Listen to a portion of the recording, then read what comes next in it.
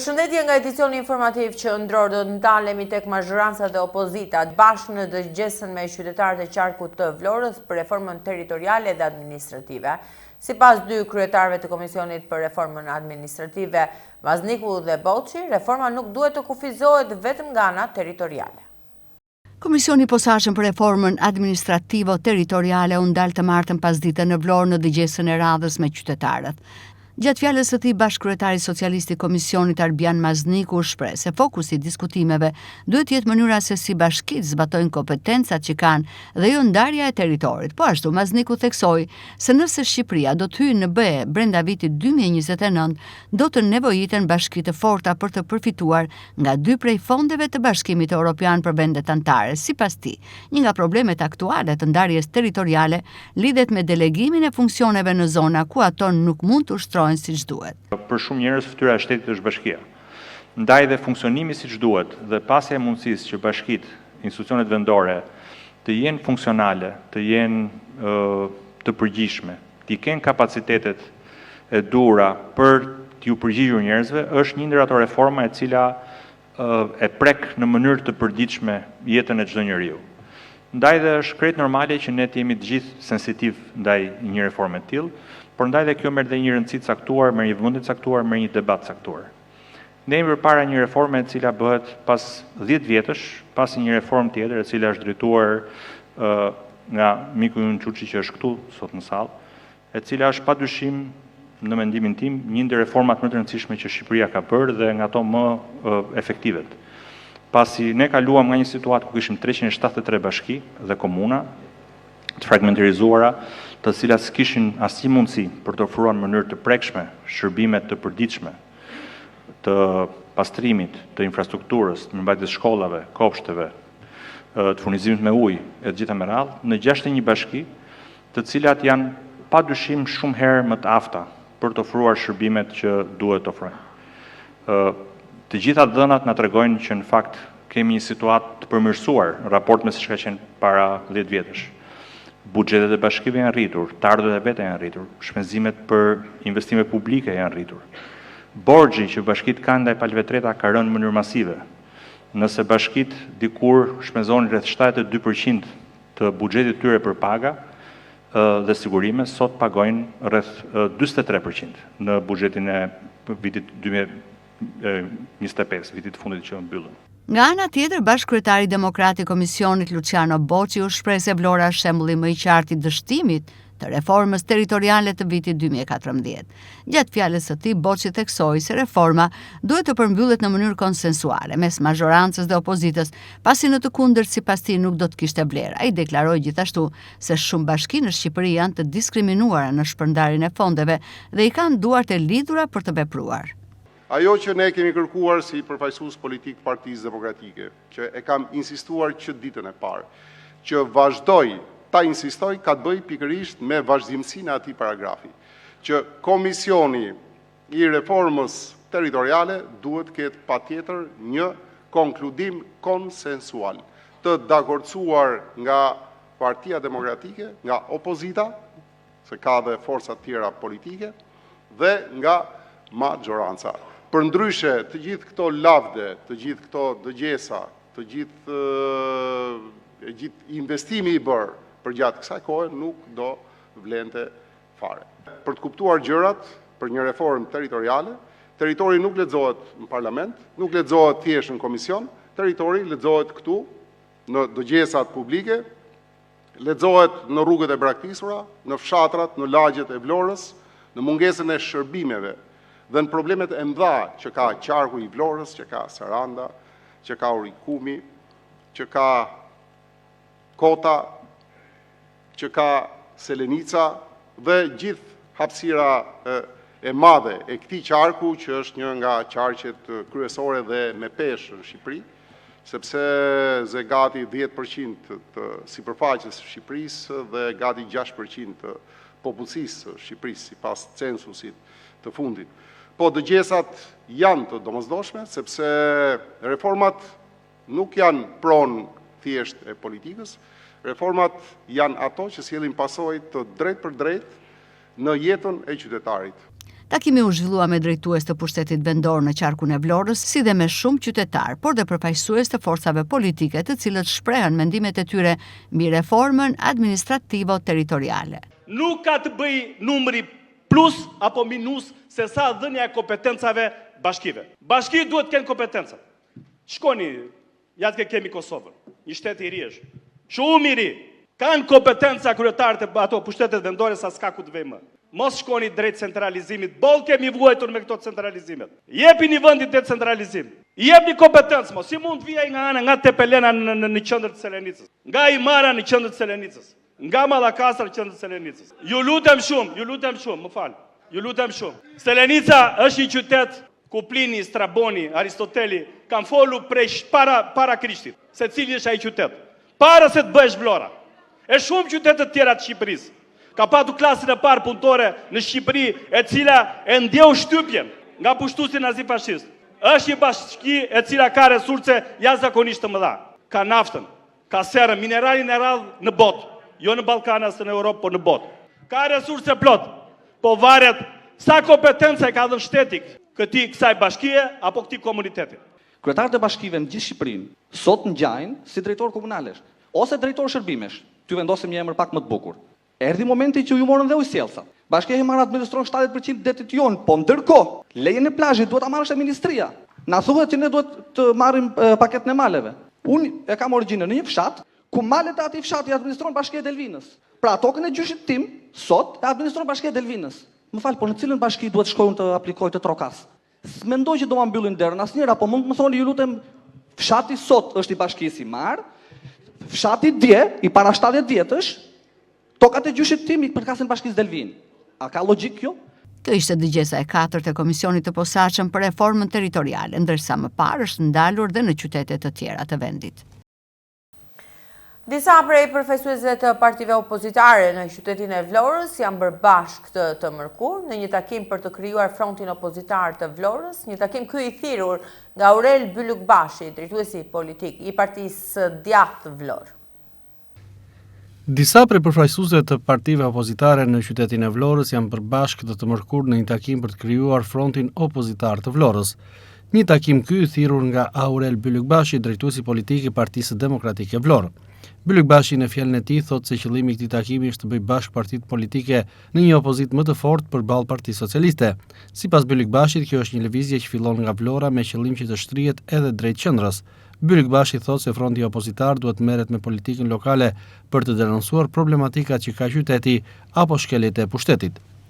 Partia Demokratike është e vendosur jo vetëm të rezistojë, por të përballet dhe të bëjë çdo përpjekje edhe për te njerëzores, për të ndryshuar situatën e sotme në Vlorë dhe në Shqipëri. Por në konceptin ton, kjo kërkon bashkimin e çdo qelize opozitare me rilindjen dhe mbi të gjitha kontributin jo vetëm të këtyre forcave politike që sot janë pranishëm në këtë tryezë, por dhe kontributin e çdo intelektuali, të çdo të riu dhe çdo qytetari vlonjat dhe të Shqipërisë. Partia Demokratike në Vlorë është e vendosur të luftoj. Të luftoj jo për pushtetin e nesër, po për të ndryshuar me çdo çmim situatën e sotshme. Prandaj jemi sot këtu, për të krijuar frontin opozitar për Vlorën. Dhe ky front, në konceptin ton, do të bashkoj jo vetëm të gjitha ato forca politike në opozitë me qeverinë, por do të bashkoj çdo individ, çdo muskull, çdo fije për të bërë një betejë ballore dhe të drejtë për drejtë me rilindjen në këtë qytet. Fronti që duam të krijojmë dhe që ka ekzistuar dhe më parë, do të jetë i hapur për cilën do forcë politike dhe për çdo individ që kërkon të na bashkohet ne. Ne si opozitë e kemi, në konceptin tim e kemi shumë të thjeshtë suksesi. Dhe unë do të përcaktoj 3 shina ku unë gjykoj që ne duhet të ecim. E para, të jemi serioz me qytetarët dhe me njerëzit. E dyta, të mos shitemi. Dhe e treta, të punojmë për fitoren. Dhe dua t'i shtjelloj secilën nga këto. Ne duhet t'u flasim njerëzve hapur, t'u qasemi atyre me modesti, me përulje, me njerëzillëk, dhe t'i zgjojmë nga hallet e përditshme ku ata kanë rënë, duke i bërë koshient që në Vlorë dhe në Shqipëri duhet ndryshim. T'u paraqesim atyre një program që t'jetë i përfitshëm nga ta, në zgjedhjet e ardhshme vendore që kemi. E dyta, të mos shidhemi. A ka secili nga ne nga një çmim? Sigurisht që e ka. Të gjithë ne e kemi nga një çmim. Por ne duhet t'u tregojmë qytetarëve të Vlorës dhe të gjithë Shqipërisë që ne nuk kemi çmim që mund të shidhemi. Sepse e konsiderojmë këtë që po bëjmë si një mision për Vlorën dhe për Shqipërinë. Dhe e treta, të nderuar miq, të nderuar këshilltar, të nderuar drejtues të forcave opozitare, ne na duhet punojmë. Pa punë ne nuk mund të kemi asnjëherë sukses. Dhe punë do të thotë të qëndrojmë pranë njerëzve dhe problemeve të tyre. Këtu në Vlorë ju keni krijuar një model se si bëhet opozitë. Dhe për këtë jeni bërë një shembull në gjithë Shqipërinë për betejën epike që bënin në Këshillin Bashkiak. Të nderuar të pranishëm, si përfaqësues i Partisë Demokratike, meqense ky është takimi i parë në kohë jo fushate, dëshiroj të ritheksoj edhe një herë që ne do të jemi të hapur për çfarë lloj bashkëpunimi jo vetëm me këtë tryez, por jemi të hapur për cilën do forcë tjetër politike që do të na bashkohet në këtë front opozitar për Vlorën. Përfaqësuesit e partive politike opozitare, Gjergj Nika, Liri Dema, Besmir Brahimi, Ridvan Mersini, Geron Gumbardi në fjalën e tyre e kanë vendosur theksin te disa prej pikave të marrëveshjes së bashkëpunimit që secila prej partive duhet të zbatojë. Sipas tyre, denoncimet e opozitës duhet të jenë edhe publike, por edhe me padi penale, qoftë edhe në SPAK. Ata thanë se opozita në Vlorë duhet të nisë përgatitjet për fushatën elektorale të vitit 2027 dhe duhet të dalë me një kandidat serioz, i cili duhet të përfaqësojë të gjitha partitë politike opozitare. Unë mendoj që ka ardhur momenti që të jemi të gjithë bashkë. Mendoj që një front i përbashkët opozitar do të na nxirrte ne fitues në një bashki siç është Bashkia e Vlorës. Jam shumë i njohur se pjesës së opozitës që bëhet në Këshill Bashkiak nga të gjithë anëtarët e Këshillit Bashkiak që përfaqëson opozitën, do të kenë të Partia Demokratike një derë të hapur ku gjithë secili të vit jap kontributin e tij. Sigurisht do të jetë hapi jon i parë siç filluam sot, por dhe jo vetëm. Në Partinë Demokratike në degën e Vlorës ka filluar një punë e cila intensifikohet me punën në terren, me pjesën mediatike, me angazhimet në të gjitha format dhe mënyrat. Ne përpiqemi, por kemi nevojë për gjithë ju. Nëse mendojmë veten opozitar në këtë qytet kaq të vështirë, duhet të jemi të gjithë bashkë. Ne e dim shumë mirë se sa pushtet ka Partia Socialiste në këtë qytet. Ndoshta nuk kemi ditur ta bëjmë mirë rolin e opozitarit, por duhet punojmë më shumë, duhet të jemi bashkë. Sigurisht që do të ishte shumë e mirë, një pikë strategjike e këtij takimi të sotëm që ne dalim me një kandidat qytetar, me një kandidat të mirë cilësor si Opozitë e Bashkuar, dhe ku gjithë secili prej forcave tuaja politike të ketë përfaqësinë e vet në Këshillin Bashkiak. Unë mendoj që fronti opozitar e ka filluar zanafillën e vet në Këshillin Bashkiak, ku të gjitha partitë opozitare janë bërë bashkë për të bërë më të mirën për qytetin, për të dhënë maksimumin për të, gjithashtu edhe për t'u treguar qytetarëve që me të vërtet Partia Demokratike ka vlera pavarësisht peripecive që mund të ketë kaluar në vitet e fundit apo divergjencave apo qefmbetjeve që mund ketë pasur. Duhet që me gjithë partitë aleate ose me gjithë partitë e frontit opozitar, Partia Demokratike, unë edhe nga eksperjenca pasi kam shumë vite në Partinë Demokratike, duhet jemi fair deri në momentin e fundit. Flasim deri në momentin që në zgjedhjet e këtë e ka më shumë për partitë aleate, deri në momentin kur të vinë zgjedhjet e 2027-t, gjithsecila parti aleate të respektohet dhe të jepet vendi që meriton, sepse vetëm duke qenë fair dhe duke qenë korrekt me partnerët tanë aleat, vetëm atëherë mund të shkojmë para. Sepse gjithmonë në momentin e fundit kemi gabuar, e cila nuk na e shpërkthyer në votë. E pam shumë bukur, kur nuk u bashkuam dhe u përçam se sa arritëm në përfundim. Kjo është thirrje vllazërore sot kjo mund bëhet për çdo shqiptar, dhe jo më tepër për ata që ne i kemi pjesë tonën. Sot ka ardhur koha që të zgjasim dorën, të bashkohemi që të arrijmë suksese në të ardhmen. Në qoftë se nuk u tregojmë qytetarëve të Vlorës si po u vidhen taksat, si po u vidhen pronat, si po u vidhen, këtu fillon opozita. Pastaj të vëmë tek kutia e votimit dhe mos të përsërisim më gabimet e nëntorit që nuk u pyet asnjëri dhe vut një kandidat të majt të përfaqësonte Partinë Demokratike. Prandaj të gjithë bashkë të nxjerrim kandidatin, të rreshtohemi, të punojmë për zgjedhjet e 2027-s. Jo vetëm thjesht kundërshtimi i qeverisë, por edhe ide konkrete për ekonominë, për turizmin, konkretisht e kam për Vlorën këtë, që çfarë do të bërë, nuk siç tha mirë, tha dhe shoku që jo gjithmonë flasin për Durrësin, për Tiranën, por konkretisht për Vlorën çfarë duhet bërë. Mendoj që kjo është Tyrës dhe Rumbullakët dhe këtu jemi të gjithë barabartë. Dhe mendoj që këto të jenë më periodike këto takimet, këto të jenë më periodike që të kemi disa të dalim me pikat konkrete. E ta mbyll me atë që thanë dhe kolegët, ne kemi dhënë provat që kur bëhet gjithë opozita bashkë bëhet një forcë shumë e pandashme. Dhe qytetarët kanë nevojë për këtë forcë më shumë se kur. Pritet shihet me mjaft interes se sa kjo lëvizje do të jetë e suksesshme.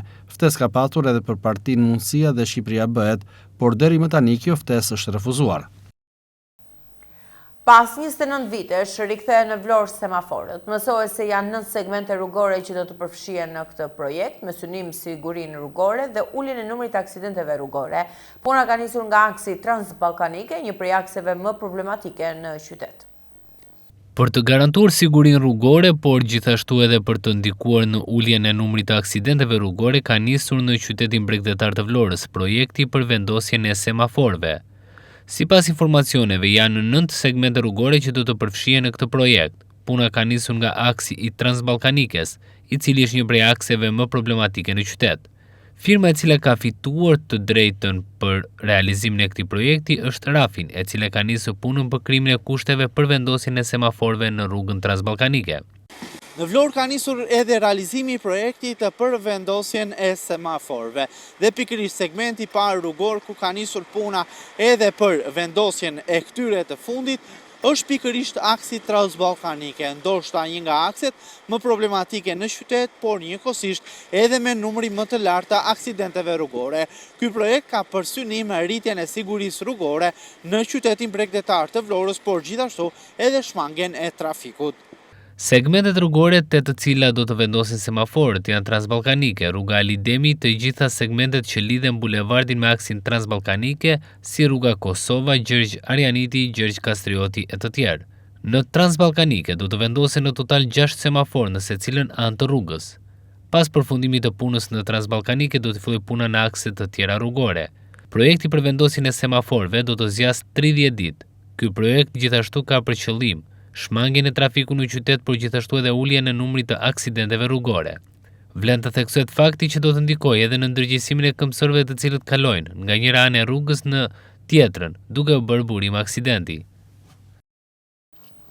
Në ambientet e Muzeut të Pavarësisë në Vlorë është kremtuar 113 vjetori i emëtimit të pullës së parë postare nga qeveria e Ismail Qemalit, ku është prezantuar dhe ekspozita e filatelisë shqiptare, të pranishme autoritetet të postës, të dikastereve ministrore dhe deputet të Vlorës.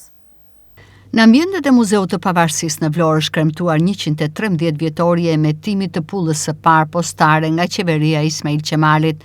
Në muze është prezantuar dhe ekspozita referuar aktit simbolik që tregoi hapat e parë të shtetit shqiptar dhe fillimin e organizimit të institucioneve. Në këtë aktivitet morën pjesë drejtori i përgjithshëm i postës shqiptare, drejtues të pushtetit vendor, si dhe deputet të Vlorës. Takimin e ka çelur drejtoria e Muzeut Kombëtar të Pavarësisë, Kozeta Halili. Një ekspozit që na kthen në fillesat e shtetit shqiptar, aty ku çdo shenjë, çdo simbol, çdo akt kishte peshën e historisë. Pas shpalljes së pavarësisë, Shqipëria nisi të fliste me zërin e saj në botë, dhe një nga format më të hershme të këtij komunikimi ishin pikërisht pullat postare, të vogla në përmasa, por të mëdha në domethënie. Ato ishin më shumë se mjete postare. Ishin dëshmi e një shteti që po lindste, një identitet që po merrte formë, një komb që kërkonte të njihej. Për administratorin e postës shqiptare Tjen Xhafaj është e rëndësishme të përkujtohet ky moment si ndër më të veçantët në historinë e shtetit shqiptar. Pulla e parë në fakt nuk ka qenë një pullë, ka qenë një vulë. Një vulë e marrë nga Korfuzi, e sjell në Vlorë, e cila është përdorur në 14 zyra të ndryshme, në mbi 2000 raste, për të shënjuar dokumentat e parë, letërkëmbimin e parë të Shqipërisë së pavarur, për të shënjuar një hap shumë të rëndësishëm në avancimin e kauzës kombëtare të gjithë shqiptarëve. Mua më vjen jashtëzakonisht shumë mirë që është një tjetër herë e parë që ka Vlora dhe është jashtëzakonisht shumë e rëndësishme sepse ende sot, 113 vjet më vonë, pavarësisht se letra po del nga moda, pulla nuk do dali kur nga moda. Pullat në historinë botërore, si mjete jo vetëm për të shënuar një zarf, dërgesën, Marsin, janë mjete të cilat shënojnë momentet veçanta të një vendi. Zëvendës Ministrja e Komunikacionit Edona Bilali dhe Ministrja e Shtetit për Parlamentin Eriona Ismaili kanë përshëndetur ngasjen e një ekspozite të tillë me vlerë historike. Të flasësh për postën shqiptare, pullën shqiptare, në një vend kaq magjik sa ky. Atje ku në fakt të shënuar gjeneza e asaj që shteti shqiptar është sot. Në një popull dhe përmes dhe brenda një komuniteti i cili ndërkohë i ka mësuar jo vetëm qytetit vet, jo vetëm zonës së vet, po gjithë Shqipërisë, se çfarë do të thotë krijim, çfarë do të thotë themeli, çfarë do të thotë vendosmëri për të krijuar një vizion, një strukturë, një organizatë të jashtëzakonshme që e përmbledhi Shqipërinë, e bëri atë vendin i cili, edhe nëpërmjet elementeve të pullës shqiptare, por mbi të gjitha mbi bazën e genialitetit njerëzve, të cilët u mblodhen këtu për të thënë të gjithë botës, ne jemi një, ne jemi së bashku, dhe ne jemi sot nëpërmjet edhe kësaj shenje të jashtëzakonshme i dashur drejtor. Pra nëpërmjet kësaj ekspozite, kjo histori që vjen nëpërmjet këtij mjeti të jashtëzakonshëm siç është pulla. Sa e rëndësishme ka qenë vlora, roli i vlonjatëve, roli i shqiptarëve ndër vite, dhe se sa e rëndësishme është që të kuptojmë dhe t'i kujtojmë vetvetes e të tjerëve se të qenurit bashkë e të qenurit një vlen mbi çdo gjë. Për të lënë shenjë tek secili nga të ftuarit në këtë aktivitet, për të lënë shenjë në kujtesën tonë në vitet që vinë dhe për të zgjuar në ndërgjegjen tonë edhe më tepër përgjegjshmëri, edhe më tepër përgjegjësi për gjithçka ne duhet të bëjmë edhe të japim. Më pas të pranishmit vizituan ekspozitën e filatelisë shqiptare, që nis me vitin 1913, vijon me vitin 1916, ku u emetua kjo pull me mbishkrimin Shqipëria dhe me emblemën e Shqiponjës. Gjatë historisë 113 vjeçare të ekzistencës së pullës shqiptare, gjë e parë që të bie në sy është ndryshimi i tematikës që trajton ky element i filatelisë, ndërsa në vitet e fundit veçanërisht në pullat e përgatitura tematika është shumë e larmishme. Çdo vit nga ky institucion emetohen 15 emisione pullash, ku mbisundojnë tema të tilla si temat e principatave të arbërve, figurat patriotike, figurat e rilindjes kombëtare, figura historike, kostumet popullore shqiptare e më gjerë, gjithçka e pasqyruar në këtë ekspozitë. 20 ditë pas vetëm teknologji, aksidentët duke se kanë rrëzuar strategjinë, teksa policia ka rikthyer patrullat në rrugë. Më herët kryepolici Skënder Hita urdhëroi patrullat e policisë rrugore të mos kryenin ndalimet e automjeteve në akset kryesore. 20 ditë pas telegramit të kryepolicisë Skënder Hita, i cili urdhëroi patrullat e policisë rrugore të mos kryenin ndalimet e automjeteve në akset rrugore kryesore, por të i kontaktonin shkeljet vetëm përmes teknologjisë, patrullat janë rikthyer sërish në terren për të kryer ndalime. Tashmë është zbardhur telegrami ku Hita udhëzonte strukturat që të shmangnin çdo veprim që sjell ndalimin e qarkullimit të automjeteve në të gjithë territorin e Republikës së Shqipërisë. Sipas këtij urdhri, shkeljet duhet të evidentoheshin përmes pajisjeve teknologjike dhe jo përmes ndalimeve fizike. Nga 10 prilli deri më sot, periudhë kur edhe u zbatua ky urdhër, në vend u regjistruan në total 21 viktima dhe mbi 100 të plagosur nga aksidentet rrugore. Aksidenti më i rënd ishte ai ndodhur më 3 maj në Durrës, ku një 57 vjeçar në efektin e alkoolit përplasi në trotuar 3 fëmijë duke u marrë jetën 2 prej tyre. Pas këtij rasti tragjik, patrullat e policisë rrugore në të gjithë vendin rinisën sërish ndalimin e automjeteve. Një nga kontrollet të bazë është edhe testi i alkoolit, i cili nuk mund të kryhet përmes teknologjisë. Kjo përplaset edhe me përmbajtjen e telegramit, ku përcaktohej se pajisjet për konstatimin e shkeljeve, përfshi edhe ato të shpejtësisë, duhet të përdoreshin vetëm në regjim automatik. Ndërkohë ministri Llamallari deklaronte në datën 24 prill se teknologjia përmes dronëve dhe mjeteve inteligjente do të monitoronte çdo shkelje, përfshi edhe drejtimin e automjetit nën efektin e alkoolit.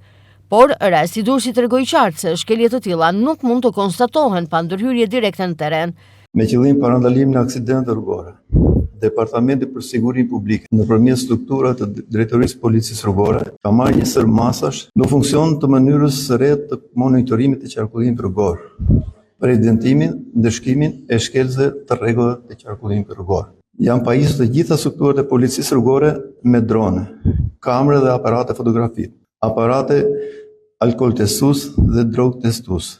Shërbimet e policisë rrugore në rrugë interurbane në zbatim të telegramit drejtorit përgjithshëm policisë shtetit për të mos ndaluar pa shkak automjetet rrugore interurbane, pra në akset rrugore nacionale, do të vijojnë monitorimin e qarkullimit rrugor nëpërmjet pajisjeve logjistike dhe patrullimeve të lëvizshme dhe shkeljet e konstatuara nga mjetet logjistike do të verbalizohen në masa administrative, të cilat do të pasqyrohen në kohë reale tek e-Albania.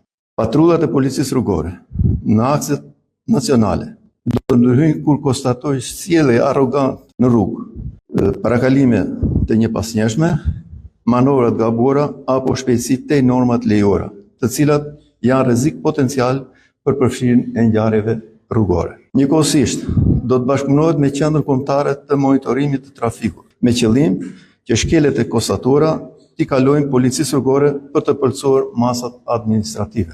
Sa i përket qendrave urbane, shërbimet e policisë rrugore do të vijojnë me grupe kontrolli për teste alkooli, kontroll për shpejtësi, parakalimet gabura, mosdhënie për parësi këmbësorëve, përdorimit celular dhe rripave të sigurisë. Parkimet e gabura do të jenë në qendër të vëmendjes, duke përdorur dhe mjete ngresë për parkimet në korsi të dedikuara, kur bllokojnë lëvizjet e lira të automjeteve apo të këmbësorëve. Parashikojnë gjithashtu që rastet kur do të vlerësojë e nevojshme, do të hartoheshin plane masash për ngritjen e pikave të kontrollit. E duket se pas aksidenteve të rënda, kjo pikë ka nisur të zbatohet, duke lënë hije pjesën tjetër të udhëzimeve.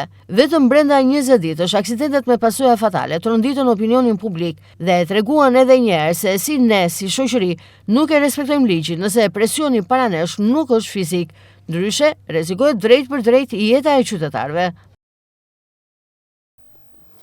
Policia e shtetit ka arrestuar një 30 vjeçar nga Vlora si pjesë e një grupi kriminal që akuzohet për trafik të një kontenjeri me 82.84 kg kokain, sekuestruar në shkurt të këtij viti në portin e Vigos të Spanjës. I riu u dyshoi se ka pasur si rol të vëzhgojë kontenjerin nga jashtë terminalit. Finalizohen nga shërbimet e drejtorisë së forcës së posaçme operacionale faza e 93 operacionit të kodur operacionalia. Kape në Vlorë pjesëtari një grupi kriminal që akuzohet për trafikim të një kontenjeri me 82.84 kg kokain sekuestruar në datën 5/2/2026 në portin e Vigos në Spanjë. Si rezultat i shkëmbimit në kohë reale të informacionit nëpërmjet homologëve spanjoll dhe shërbimeve të drejtorisë së forcave operacionale nëpërmjet specialistëve të Interpol Tiranës në lidhje me vendodhjen e një shtetasi të shpallur në kërkim ndërkombëtar, u finalizua operacioni kodur operacionalia 93. Gjatë kësaj faze u lokalizua në Vlorë dhe u arrestua provizorisht me qëllim ekstradimin në Spanjë shtetasi KK 30 vjeç i lindur në Vlorë. Për këtë shtetas autoritetet gjyqësore në Spanjë në datën 3/3/2026 kanë lëshuar urdhër arresti për veprën penale trafikimi lëndëve narkotike. 30 vjeçari akuzohet se ka bashkëpunuar me shtetas të tjerë për të trafikuar në Spanjë 82.84 kg kokain fshirë në një kontenjer. Lënda narkotike u sekuestruan nga policia spanjolle. Gjithashtu u arrestu në flagrancë gjatë përpjekjes për të nxjerrë ngarkesën dy shtetas. Nga hetime, dyshohet se roli i 30 vjeçarit ka qenë vëzhgimi i kontenjerit nga jashtë terminalit. Ai është larguar fillimisht drejt Katalonjës dhe 11 ditë pas ngjarjes ka ikur në Itali. Vijon bashkëpunimi ndërmjet Interpol Tiranës dhe Interpol Madridit për të finalizuar procedurën për ekstradimin e 30 vjeçarit. Përmbushja dhe cilësia e reformave do të përcaktojnë afatin kohor të antarësimit të Shqipërisë në Bashkimin Evropian. Këtë evidenton raporti i Parlamentit Evropian për Shqipërinë, i miratuar në Komisionin e Jashtëm me 58 vota pro. Komisioni i Jashtëm i Parlamentit Evropian ka miratuar me 58 vota pro, 7 kundër dhe 7 abstenim rezolutën për Shqipërinë. Gjatë mbledhjes, raportuesi për Shqipërinë Andrea Sheder vlerësoi progresin e vendit tonë në rrugën drejt antarësimit në Bashkimin Evropian, duke theksuar rëndësinë e reformave të mëtejshme për të garantuar një antarësim të qëndrueshëm dhe të suksesshëm. Sipas tij, Shqipëria konsiderohet si një nga 2 vendet kryesuese në procesin e zgjerimit. Këtë jemi përpjekur ta pasqyrojmë dhe në këtë raport, por për te çështjeve të trajtuara në raportin e komisionit, kemi dashur të theksojmë dhe disa elemente të tjerë, konkretisht që reformat duhet të reflektohen edhe në jetën e përditshme të qytetarëve. Veçanërisht jemi përpjekur të vendosim fokus edhe te situata sociale në Shqipëri, përfundoi raportuesi për Shqipërinë. Në këtë dokument vjet në dukje ambicia Shqipërisë për të mbyllur negociatat për të gjithë grup kapitujt brenda vitit të ardhshëm.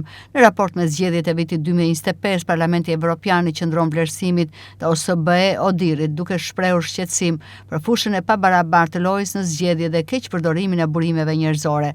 Parlamenti Evropian i bën apel mazhorancës dhe opozitës të punojnë së bashku për të miratuar reformën elektorale. Në raport me çështjen e imunitetit të deputetëve, rezoluta sjell në vëmendje se imuniteti parlamentar është pjesë e kuadrit kushtetues që ka si qëllim të sigurojë funksionimin e dur të institucioneve demokratike, duke nënvizuar se çdo vendim në këtë drejtim duhet të merret në përputhje me kushtetutën dhe procedurat ligjore, pa ndërhyrje politike dhe pa vonesa. Nga ana tjetër, Parlamenti Evropian kritikon dhe opozitën duke theksuar se protestat e dhunshme nuk kanë vend në një demokraci funksionale. Do ndalemi tek flamurtari i basketball, shpallet kampion për femra pasi fitoi edhe ndeshjen e tretë finale ndaj Partizanit Meth, rezultatin 76-55, duke mbyllur serin finale 3-0. Presidenti i Federatës Shqiptare të Basketbollit, Avni Pohonari, dorëzoi kupën kapitenes Muçenj, ndërsa lojtarja më e mirë e finales u shpall Gedeton e flamurtarit. Flamurtari shpallet kampion në basketbol për femra pasi fitoi dhe ndeshjen e tretë finale ndaj Partizanit me rezultatin 76-55, duke mbyllur serin finale në 3-0. Skuadra vlonjate siguron kështu titullin e 27 në histori të dytin radhazi, ndërsa në 6 vitet e fundit e ka fituar plot 5 herë titullin kampion. Ky sezon ishte i veçantë për flamurtarin pasi e mbyll pas një humbje, duke regjistruar vetëm fitore. Pas 2 fitoreve të para, flamurtari dominoi dhe në ndeshjen e tretë finale të zhvilluar në Vlorë ndaj Partizanit. Ekipi vlonjat krijoi një avantazh prej 8 pikësh që në periudhën e parë, të cilën e mbylli në shifrat 14-6 dhe vijoi me të njëjtin ritëm edhe në fraksionin e dytë, duke mbyllur kështu pjesën e parë në shifrat 39-29. Pas pushimit, flamurtari luajti sërish më mirë, duke thelluar diferencën dhe duke mbyllur periudhën e tretë në shifrat 57-38. Në 10 minutat e fundit, loja mbeti nën kontrollin e ekipit të flamurtarit, ndërsa tek ekipi vlonjat u aktivizuan për disa minuta dhe lojtarët e reja, teksa krejt takimi është mbyllur në shifrat 76-55 për flamurtarin. Në fund nis edhe festa në Pallatin e Sportit në Vlorë me emocione të shumta nga skuadra dhe tifozët.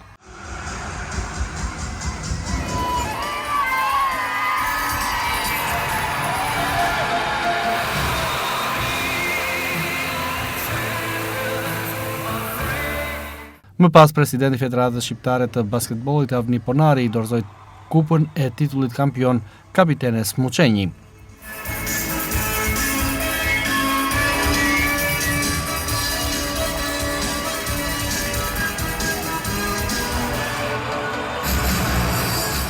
Drejtori i klubit Shumë Sportësh Flamurtarit dhe trajneri Elona Hasanaj, si dhe kapiteni Muçenj, e vlerësuan këtë titull si një arritje fantastike pas një sezoni i cili është mbyllur vetëm me fitore. Këto 2-3 javët e fundit kam thënë disa herë, ky është fundi, por sot vërtet ky ishte fundi. Jam shumë e emocionuar, jam shumë e kënaqur. Për këtë rezultat kishim përballë ekipin e Partizanit, një ekip shumë të mirë. Fituam me 3 ndeshje, 3-0. Dua të falenderoj pa fund gjithë sportdarësit vlonjat. Flotën Kuqenzi që ishte një suport i jashtëzakonshëm i ekipit të flamurtarit. Dua të falenderoj të gjithë ata që sollën flamurtarin këtu sot. Dhe unë nuk jam vetëm, nuk kam startuar vetëm. E para është Bashkia Vlorë që në kohë reale i ka dhënë një ndihmë të jashtëzakonshme ekipit të basketbollit. Janë vajzat që kanë sakrifikuar pa fund, të sëmura, të dëmtuara, kanë luajtur, kanë bërë stërvitje çdo ditë për të ardhur këtu ku jemi sot. Një falënderim i veçantë është për vajzat. Një falënderim i veçantë shkon për Nisatel, për zotin Sadri Danaj. Një falënderim i veçantë shkon për Ria Plastik, për Mirën. Janë shumë. janë shumë, falemderit shumë të gjithëve, falemderit nga zemra të gjithëve. Si shihet, të gjitha vajzat janë shumë të lumtura, pasi ne arritëm synimi për të cilin kishim luftuar gjithë kampionatin. Uroj që si ky vit të na ndjekin dhe vitet e tjera që pse jo kampion të dalim për herë. Ndërkohë presidenti i Federatës Shqiptare të Basketbollit Adni Ponari përgëzoi ekipin fitues dhe vlerësoi sezonin si shumë pozitiv për basketbollin shqiptar të femrave.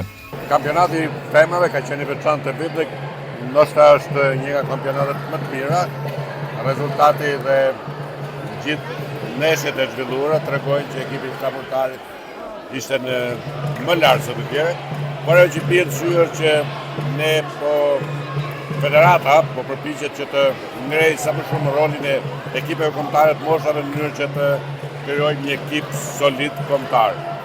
Urime ekipit Flamurtarit, urime gjithë vajzave dhe ekipit Partizanit që ishin mjaft mirë, por natyrisht që fiton ai që është më i mirë. Tani grumbullohen janë rreth 12 ekipe të vajzave 16 dhe 18 vjeçare, po luftojmë që ato të kalojnë me ekipet tona. Sa më të përgatitur të jenë vajzat tona, aq më pak lojtarë të huaj do kemi. Kështu që uroj që ekipi Flamurtarit dhe qyteti i Vlorës përgatis sa më shumë goca për të marrë për qenë pjesëtare të këtyre garave, sepse basketbolli është lojë e bukur, është lojë që e pëlqejnë gocat gjithë botën, kështu që edhe Shqipëria është pjesë e kësaj gare të madhe. Uroj që sa më shumë vajza të jenë të Flamurtarit dhe sa më shumë terrene sportive të ketë Vlora, aq më mirë do jetë, sepse sot më shumë se asnjëherë tjetër ka nevojë rinia për të qenë prezente në aktivitete sportive, siç është basketbolli, po dhe sportet e tjera. Vetëm kështu ne mund të jemi njerëz të përgatitur fizikisht për të qenë sa më të aftë, sa më shëndetshëm për një jetë më të bukur. Flamurtari shpallet kështu kampion e Shqipërisë në basketboll për femra duke fituar këtë sezon edhe kupën, por dhe Superkupën e Shqipërisë. Albania Open rikthehet sërish në Vlorë në prag të çeljes së sezonit turistik. Në këtë edicion të 27, sipas drejtuesit të këtij aktiviteti Alket Islami, janë përfshirë 97 sportistë duke theksuar numrin në rritje të shtetasve pjesëmarrës, çka e kthen këtë event në aktivitet ndërkombëtar, në një qytet që ofron kushte shumë të mira për zhvillimin e fluturimeve. Albania Open rikthehet sërish në Vlorë në prag të çeljes së sezonit turistik. Ky është edicioni 27 i këtij aktiviteti, i cili këtë vit sjell në qytetin bregdetar 97 sportistë. Drejtuesi Albanian Open Alket Islami thekson se tashmë ky aktivitet është kthyer në një traditë përvitshme për Vlorën. Ai nënvizon gjithashtu se është rritur ndjeshëm numri i shteteve pjesëmarrëse, duke i kthyer këtë event në një aktivitet ndërkombëtar, në një qytet që ofron kushte shumë të mira për zhvillimin e fluturimeve. Është një vit 27 në fakt, këtë vit gjithmonë Albania Open që është TPGA Grand Prix, është një nga çmimet më të mëdha të botës, dhe kjo shihet nga pjesëmarrja, janë mbi 97 veta në garë me disa mungesa që për arsye të dëmtimeve, dhe mendoj që është një nga sigurisht që është pothuajse më i madh në botë si organizim faj klas 2, por gjithmonë që përkon me hapjen e sezonit, ne asnjëherë nuk kemi ndruar datën, edhe kur ka pasur fushat zgjedhore, ne gjithmonë e kemi bërë, gjithmonë java e 2 të majit është pranvera e fluturimeve në Shqipëri, ku këtë vit me Valon që është edhe eventi i madh i hapjes sezonit të verës, turistik të verës, është një miksazh shumë interesant sepse edhe skena dhe gjithë aktivitetet që do organizohen nga Bashkia e Vlorës janë në të njëjtën vend, pra afërsisht në lungomare, që mendoj jep një vlerë shumë të madhe këtij vendi, po jo vetëm këtij vendi, po dhe eventit përgjithsisht, sepse këto shohin, këta që vinë shohin që përkushtimi është i madh. Islami konfirmon se në këtë edicion marrin pjesë 25 shtete të ndryshme. Aktiviteti nisi këtë të mërkur me hapjen e pikës së re të fluturimeve e do të përmbyllet ditën e shtunë me ceremoninë e ndarjes së çmimeve për fituesit. 29 shtete që janë konfirmuar, me disa mungesa janë hequr 3 shtete, pra janë 26 shtete që janë në konkurim, po janë dhe top lista e pilotave të botës. Këtu vinë për të marrë pikë, dhe për të marrë rankimin e tyre personal. Kjo është objektivi kryesor në Albania Open. Përveç se infrastrukturës, si ne këtu po mundohemi që ta kalojmë tek pjesa më elit e eventeve në Shqipëri, sepse meriton Vlora edhe Vlora të fal peizazhit. Vlora të falë pesazhin që s'është në. Ju keni ardhur në momentin e dur, është bërë briefingu mëngjesit, janë dhënë të gjithë, janë caktuar gjyqtarët dhe komisionet e tjerë, kanë hyrë lart pilotët, fillon në raundi sot, mbaron ditën e shtu në orën 4, 16:00 mbyllet eventi edhe nëse ka filluar një raund. Pra, është deadline i fundit të shtu në orën 14 për të vazhduar me ceremoninë e çmimeve në darkë mbrëmje. Albanian Open vjen edhe këtë vit në Vlorë, duke sjell për 4 ditë radha si fluturime dhe sportistë nga rreth 25 shtete të botës, në një event që tashmë shënon tradicionalisht hapjen e sezonit turistik në qytet. Paneli gjyqësor i dhomave të specializuara të Kosovës në Hag e ka shtyrë edhe për të paktën 2 muaj shpalljen e akt gjykimi ndaj shkrerëve të ushtrisë çlirimtare të Kosovës në gjyqin për krime lufte dhe krime kundër njerëzimit. Paneli gjyqësor i dhomave të specializuara në Kosovë në Hag e ka shtyrë edhe për të paktën 2 muaj shpalljen e gjykimit ndaj shkrerëve të ushtrisë çlirimtare të Kosovës në gjyqin për krime lufte dhe krime kundër njerëzimit. Gjyqi ndaj Hashim Thaçit, ish presidentit, Kadri Veseli dhe Jakub Krasniqit, ish kryeparlamentar, dhe Recep Selimit, ish deputet, përfundoi në shkurt dhe gjykimi pritej këtë muaj. Megjithatë, zëdhënësja e gjykatës speciale Angela Greip është deklaruar për radion Europa e Lirë të mërkurën se paneli gjyqësor vendosi ta shtyjë shpalljen e gjykimit deri në 20 korrik për shkak të kompleksitetit të rastit. Ajo shpjegoi gjithashtu se 20 korriku nuk kupton se në atë kohë do të shpallet gjykimi dhe paralajmëroi se mund të ketë edhe shtyrje të tjera. Kjo datë nuk është data e shpalljes së gjykimit, por vetëm data e afatit të zgjatur. Paneli shtoi se nëse një zgjatje e mëtejshme do të jetë absolutisht e nevojshme, do të nxjerrë një urdhër për këtë qëllim në kohën e duhur, tha Grip për radion. Që të katërt i kanë mohuar vazhdimisht akuzat dhe u deklaruan përsëri të pafajshëm në deklaratat për mbyllje në shkurt. Isheprorët e UÇK-s kërkojnë shfaqësim në mbyllje të gjyqit në speciale. Prokurorët ndërkohë kanë kërkuar që ata të shpallen fajtor dhe të dënohen me nga 45 vite burgim secili, ndërsa ekipet mbrojtëse kanë kërkuar lirimin e tyre duke argumentuar se nuk ka prova për krimet e pretenduara. Kjo ishte gjithçka e përgatitur, duke falenderuar dhe përshëndetur për vëmendjen. Mirupafshim.